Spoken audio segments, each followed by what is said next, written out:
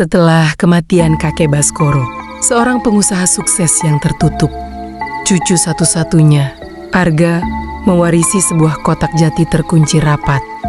Arga yang skeptis dan rasional tidak menyadari bahwa kekayaan keluarganya selama ini bukan hasil kerja keras semata, melainkan hasil perjanjian gelap dengan entitas haus darah yang kini menuntut makan malam darinya.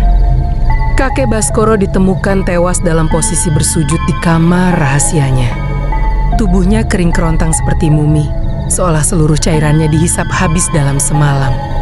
Arga menemukan kunci emas di dalam mulut kakeknya.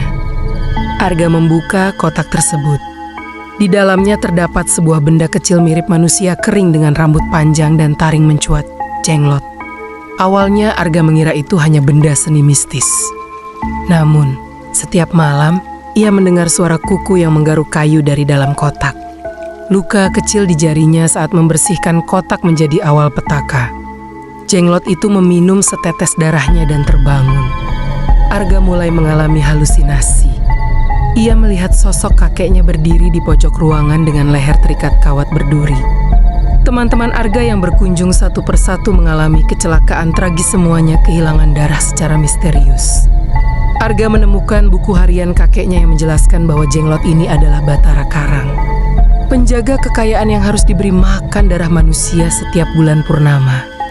Malam bulan purnama tiba, jenglot tersebut menghilang dari kotaknya. Arga menemukan bahwa makhluk itu kini sebesar bayi, merayap di langit rumahnya. Ia menyadari bahwa jika ia tidak menghancurkan makhluk itu, ia akan menjadi tumbal berikutnya untuk menggantikan posisi kakeknya sebagai pengabdi. Pertarungan batin antara keserakahan ingin tetap kaya dan kemanusiaan terjadi. Arga tidak sengaja menemukan sebuah pintu kecil di bawah tangga yang tertutup lemari jati tua. Di balik pintu itu, ada sebuah ruangan sempit berbau anyir besi darah.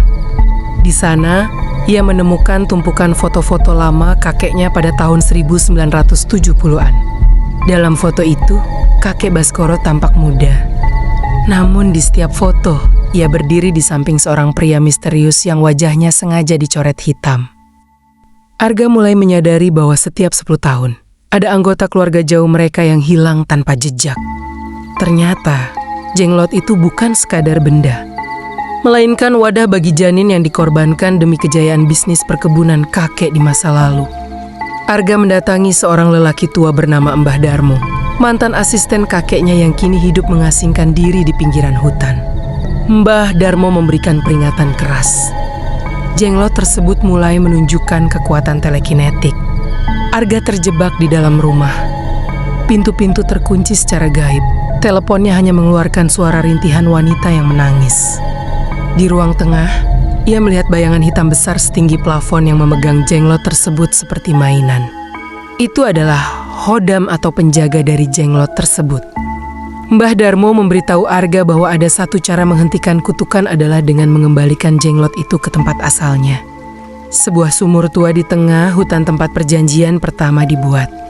Arga harus membawa jenglot itu dalam keadaan telanjang kaki sambil merapal doa tertentu tanpa boleh menoleh ke belakang. Apapun yang ia dengar. Saat hampir sampai di sumur, Arga dikejutkan oleh fakta bahwa pengacara keluarga kakeknya, Pak Broto, ternyata adalah pemuja yang sama. Pak Broto ingin merebut jenglot itu agar kekayaan kakek jatuh ke tangannya. Terjadi pergulatan fisik antara Arga dan Pak Broto di pinggir sumur tua yang dikelilingi akar pohon beringin. Pak Broto akhirnya terjatuh ke dalam sumur, dan jenglot itu ikut terjun bersamanya. Suara jeritan Pak Broto yang perlahan berubah menjadi suara kunyahan tulang terdengar dari dasar sumur. Arga sadar, sumur itu sumber dari kekuatan gelap tersebut. Ia segera menutup sumur itu.